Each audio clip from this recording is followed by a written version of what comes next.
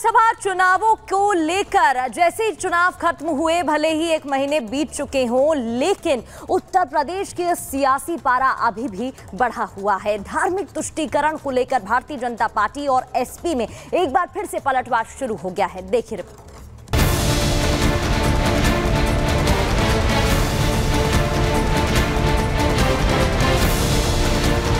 पर्व और त्योहार मनाना है तो इन नियमों के अंतर्गत मनाओ और नहीं तो अपने घर में बैठ जाओ। यूपी में रूल ऑफ लॉ तो खत्म हो गया ना। आज मुहर्रम मनाई भी जाती है तो कहीं हंगामा नहीं होता। सारे रिलीजियस जितनी भी प्रोसेशंस हैं वो मत करो, सारे रिलीजियस प्रोफेशंस खत्म कर दो। मुख्यमंत्री जनता को गुमराह करने के लिए असत्य बयान देने का काम कर रहे हैं। यूपी के सीएम योगी आदित्यनाथ ने एक बार फिर समाजवादी पार्टी पर मुस्लिम तुष्टीकरण का आरोप लगाया है। योगी ने आरोप लगाया कि पुरानी सरकारों में धर्म विशेष के जुलूसों के नाम पर जमकर मनमानी होती थी, लेकिन बीजेपी सरकार में सभी धर्मों को एक समान नजर से देखा जाता है।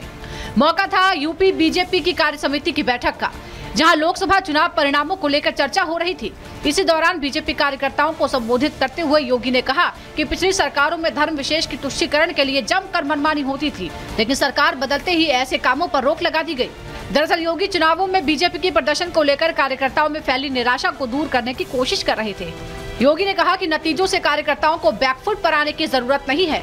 कार्यकर्ताओं की मेहनत और सहयोग की वजह से यूपी को गुंडा मुक्त किया गया है। पहले ताजिया निकालने के नाम पर घर तोड़ दिए जाते थे, लेकिन अब जाति धर्म के नाम पर होने वाला भेदभाव बंद कर दिया गया है।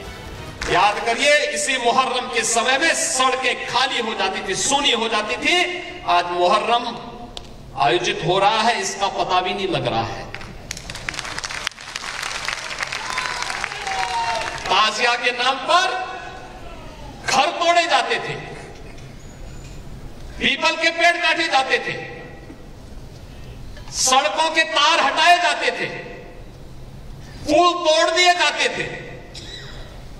आज कहा जाता है किसी गरीब की झोपड़ी नहीं हटेगी। आज कहा जाता है कोई तार नहीं हटेगा। आज कहा जाता है कि सरकार नियम बनाएगी, पर्व और त्योहार मनाना है तो इन नियमों के अंतर्गत मनाओ और नहीं तो अपने घर में बैठ जाओ। ये मनमानापन नहीं चल सकता है। ताजिया और तुष्टीकरण के लिए योगी के बयान पर मुस्लिम समाज के नेताओं ने कड़ी प्रतिक्रिया दी है। मुस्लिम पर्सनल लॉ बोर्ड के सदस्यों ने आरोप लगाया कि बीजेपी सरकार में धर्म के नाम पर मुस्लिमों को टारगेट किया जा रहा है। मुस्लिम नेताओं ने दावा किया कि यूपी में जिसकी लाठी उसकी भैंस वाला कानून चल रहा है, जिसका जवाब समय आने पर यूपी की जनता देगी। यूपी में रूल ऑफ लॉ तो खत्म हो गया ना। जिसकी लाठी उसकी भैंस वाला कानून चल रहा है। सरकार ये समझती है कि हम जो कानून बना दें, जो फैसला कर दें, वही असल चीज़ है, वही लागू होगा। जिसको मार दो, जिसको खत्म कर दो, यही तो हो रहा है ना। आप मुझे बताइए, अदालत का रास्ता खत्म हो गया, पुलिस का रास्ता खत्म हो गया, कोई आदमी मुजरिम है उसको उसका इनकाउंटर कर दिया, खत्म कर दिया। यही रास्ता आप चाहते हैं क्या हमारे देश का? सारे रिलीजियस जितनी भी प्रोसेशंस हैं वो मत करो, सारे रिलीजियस प्रोफेशंस खत्म कर दो। हम कहते हैं ठीक है, मुहर्रम की बात कर रहा हूं ना। आपको लग रहा है कि मुहर्रम बहुत गलत है, नहीं होना चाहिए, मान लिया आपकी बात, अच्छी बात कही। सब सारी रामलीला, सारे जितने भी गुरुओं के प्रोसेशन निकलते हैं सब बंद हो जाने चाहिए। वहीं लोकसभा चुनावों के परिणामों से उत्साहित समाजवादी पार्टी के नेता भी योगी के इस बयान पर तिलमिला गए हैं। एसपी के नेताओं का आरोप है कि जनता ने चुनावों में बीजेपी को सबक सिखाया है, इसलिए एक बार फिर से धर्म जाति के मुद्दे उठाए जा रहे हैं। यहाँ तक कि बीजेपी के विधायक ही सरकार के कामकाज पर सवाल उठा रहे हैं।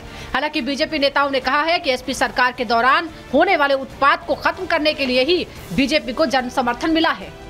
उत्तर प्रदेश के मुख्यमंत्री जनता को गुमराह करने के लिए असत्य बयान देने का काम कर रहे हैं। कभी ऐसा नहीं हुआ कि मुहर्रम के जुलूस में पेड़ काटे गए हों या कहीं पर कोई ऐसी घटनाएं हुई हों।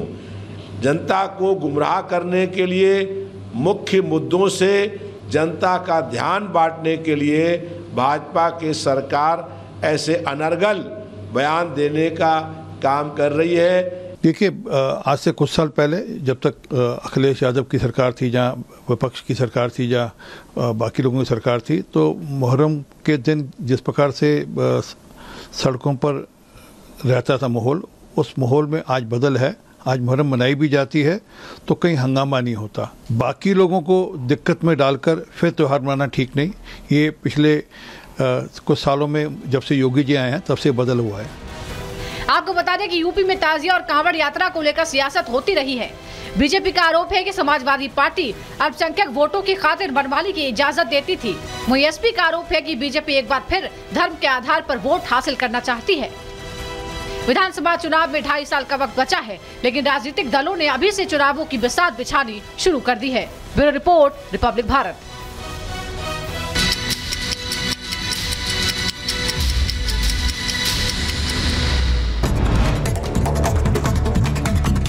दिल्ली के मुख्यमंत्री केजरीवाल के वजन गिरने की खबर को तिहाड़ जेल प्रशासन ने मना किया, खंडन किया। गृह मंत्रालय को भेजा केजरीवाल के वजन का चार्ट।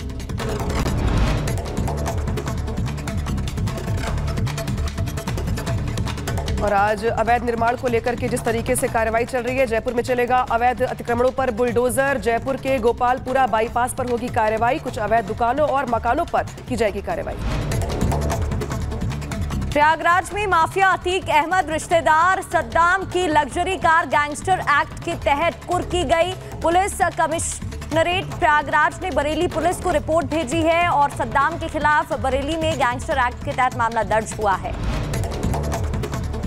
जम्मू में सेना की छावनी के पास 2 हथियारबंद संदिग्धों को देखे जाने की खबर के बाद हाई अलर्ट जारी। संदिग्धों को बीती रात अखनूर के धूमी इलाके में देखा गया। जानकारी के बाद इलाके में सर्च ऑपरेशन जारी। और आगे बढ़ते हुए रुख यूपी के बरेली का, जहां पुलिस और लगातार बदमाशों के बीच मुठभेड़ की खबरें आ रही हैं। एक और ताजा मामला गोलीबारी का, 2 बदमाशों को गिरफ्तार कर लिया गया। आगे की जांच जारी।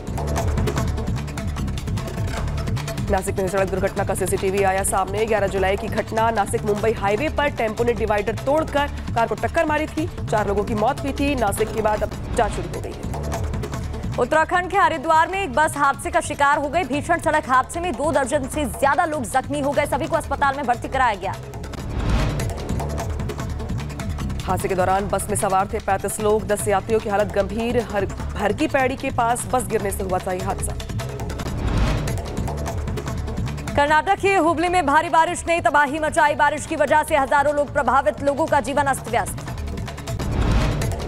महाराष्ट्र में बारिश के बाद मुंबई पुणे एक्सप्रेसवे के आसपास भरा पानी। जलभराव की समस्या से राहगीरों को करना पड़ रहा है परेशानियों का सामना। हरियाणा के करनाल में भारी बारिश, जलभराव की बनी समस्या, लोगों को हो रही भारी परेशानी।